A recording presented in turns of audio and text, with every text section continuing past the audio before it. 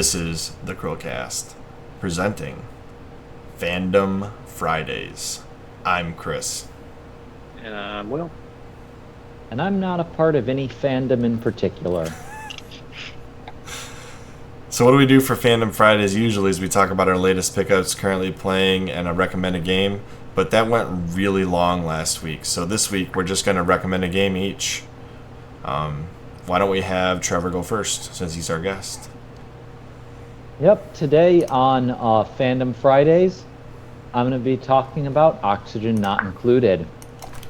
Oxygen Not Included is a game that I played a lot a few years ago when it was in alpha, and I've been picking it up again recently now that it's hit full release. As of about a few months ago, it hit full release. It's a clay game, so if you're familiar with Don't Starve, it has a very similar art style to that. Okay. And if you've ever wanted to contend with the slow heat death of a space base, this is a game for you. Oxygen Not Included combines all the fun of water filtration and careful gas management with the tedium of agriculture and space exploration. Really? Yes, it is a game where you take a group of incompetent astronauts and explore asteroids filled with all variety of alien life forms. So if all you did was the exploration part of Mass Effect. Imagine working in a Chris, imagine if you will working in an environment that has to have its own heating, ventilation, and air conditioning systems, but they've all been designed by people who don't really understand how those things work.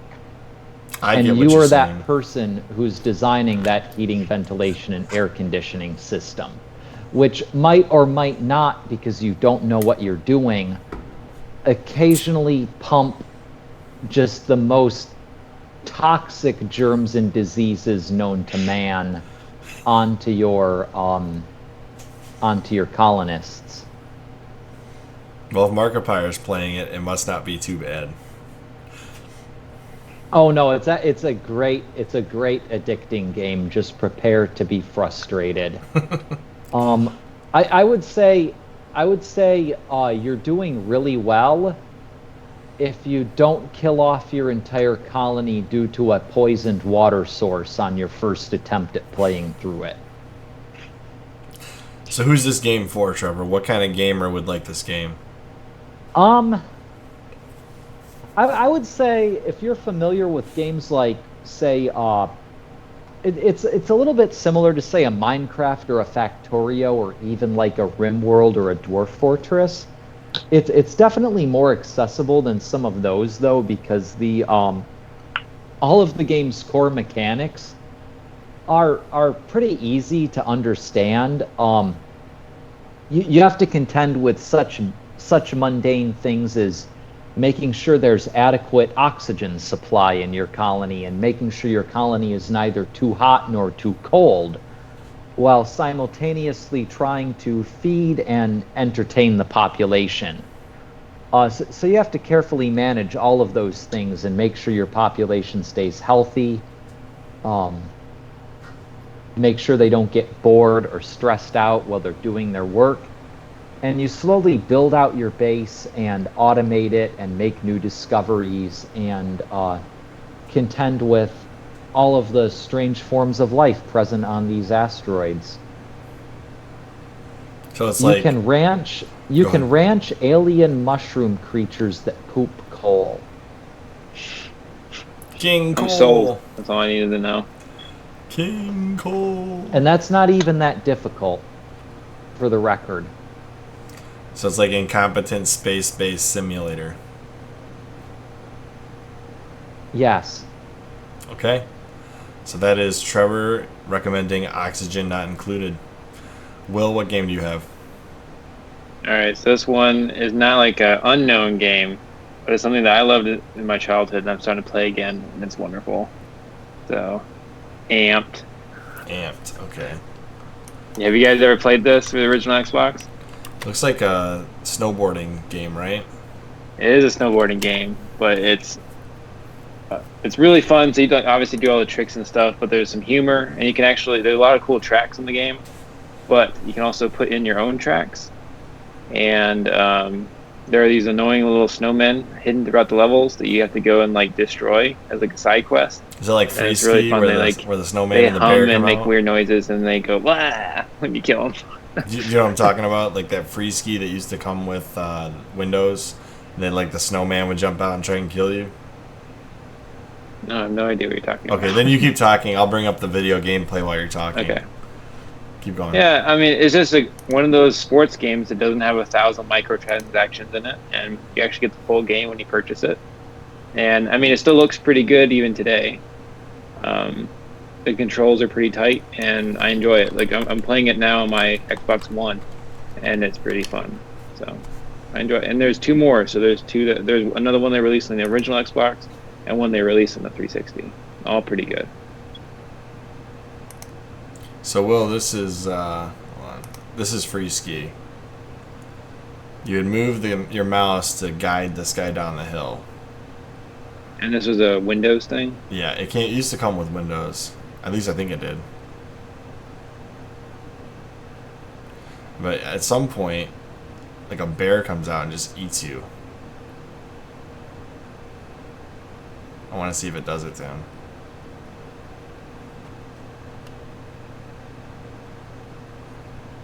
He just comes out of nowhere and just eats him.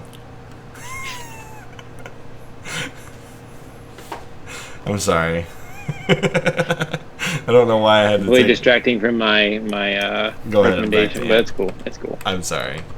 Well, that's your recommendation. No, it's Freeski. not. Okay. Don't play that Yes, game. it is. We're done. Alright, Amped. So finish up your Amped description. Yeah, That's basically it. Like, it's available just on seeing Xbox this One, title right? screen makes me want to play it. You said it's on the Xbox It's One just now. a lot of fun. It's fun going through. There's different challenges you can do for each level, so you can like beat the different pros. You can do like these tricks to get points in front of the like cameramen, and then locating all of the snowmen. So a lot of different things you can do. Even if you're not into snowboarding games, like I said, it's a lot of fun. All right, well, And that's you can customize your dude. What'd you say? Sorry, go on. What'd you just say? Talking to me. Yes. I say you can also customize your snowboarder. Oh, okay. Okay. So, keeping up with the theme of last week when we talked about Pokemon Yellow, I'm going to recommend a Pokemon game, but not any of the ones you're thinking of. I'm going to recommend this one. Pokemon Colosseum. Trevor, have you ever played this one? Did you say Pokemon Colosseum? Yes. Was that? I vaguely recall it. So, the game mechanics in Pokemon Colosseum are not a standard Pokemon. It's more of like an RPG. Essentially, instead of having like a Team Rocket organization, you have this organization that's figured out how to create shadow Pokemon, which are essentially evil Pokemon. And they are completely controlled, other than they can have like some rage meter that goes off on occasion if a person who doesn't have the controller for the shadow Pokemon tries to use it. And so the premise is you're trying to steal these Pokemon back from the team that's... I'm trying to remember what they're called. The bad guy... Whatever they're called. The bad guys are like... Team Rocket. They're like Team Rocket, but they're not Team Rocket. So if you're not on the team that's stealing the Pokemon, you're trying to get them back and purify them. It's like the exact plot of the Mewtwo movie. Yeah, it is basically the same idea. Pokemon Colosseum trailer. But I really, really enjoyed Pokemon Colosseum because there's an actual plot to it. Unlike... Well, not unlike, but it's got like a legitimate storyline that you care about, kind of. And plus, Look at this cool dude. It was the first true 3D Pokemon game. Pokemon Colosseum. Because you have like towns you can explore. You capture Pokemon from the Shadow Trainers.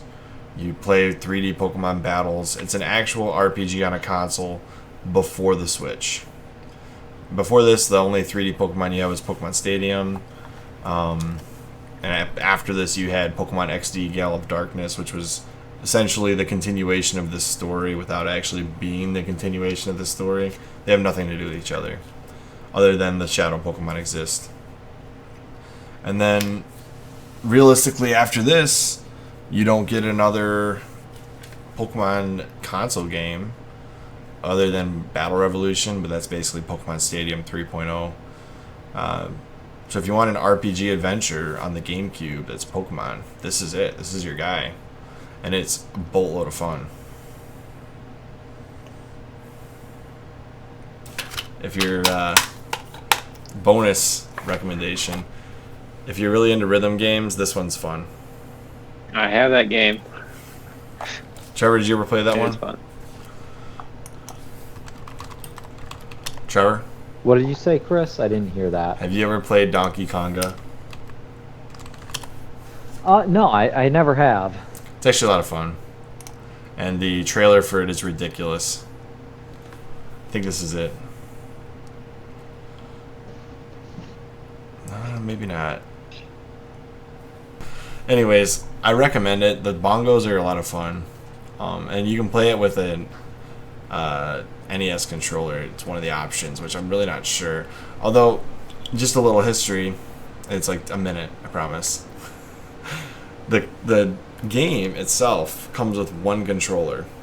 And the back of this box says 1 to 4 players.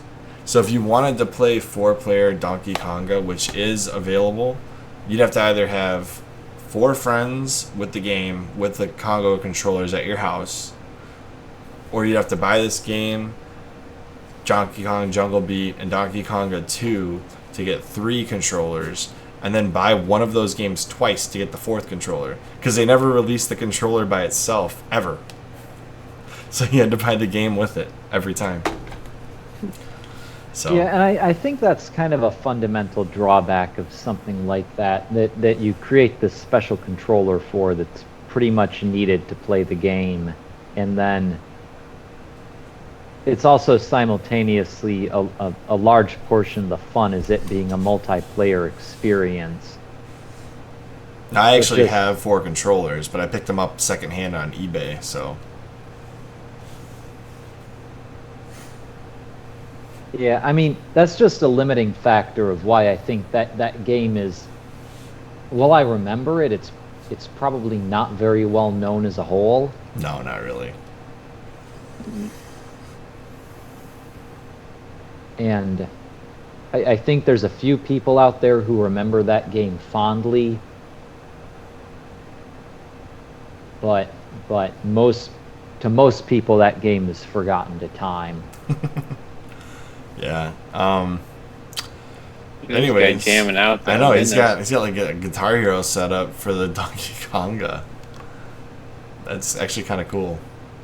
Maybe I'll try this. But yeah, I recommend both of these games. They're both fun. This one more so than the other one because it's more accessible. And you can co-op this game with like Ruby, Emerald, or Sapphire. And I think Leaf Green and Fire Red, I'm not positive, I don't remember. But if you have the controller, Game Boy Advance link cable, you can trade Pokemon back and forth with the Pokemon Colosseum and use it as an additional PC to store your Pokemon. So, that's that. Trevor, I just wanted to thank you for being a guest on the podcast. You are welcome. It was a pleasure to be here for the second time. I'm also really happy, Chris, to be on the episode of the podcast where you're officially launching your store, vaporware.tv.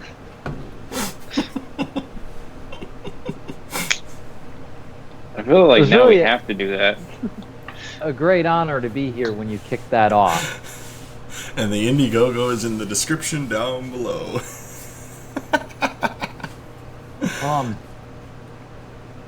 You can like, comment, and subscribe. You can get a t-shirt that says the word Tuesday on it, and there's just a bunch of potatoes on the t-shirt. That's the #1 selling item in the store right now. It's also the only shirt that's available in the store right now. But there will be new ones as we choose to make them available. And just remember, there's only 100 of those shirts available in each size. So if you're an extra large, you need to order quicker than if you're a child's medium, because we expect the child's mediums to stick around longer. Trevor is going to be starting a new series called Spud Saturdays. All about potatoes. Nope, that's the bonus episode. That's the bonus episode. Spud Saturdays. Yep. Let's roll right into that, Chris. What's your favorite French fry? Waffle fries. Oh my god. You know, it'd be funny just us talking about potatoes while scrolling through Google images of potatoes. Are you more of a russet or a Yukon Gold guy? I'm Chris. And I'm Will. I'm the guest. We will catch you On the next CHRILLCAST.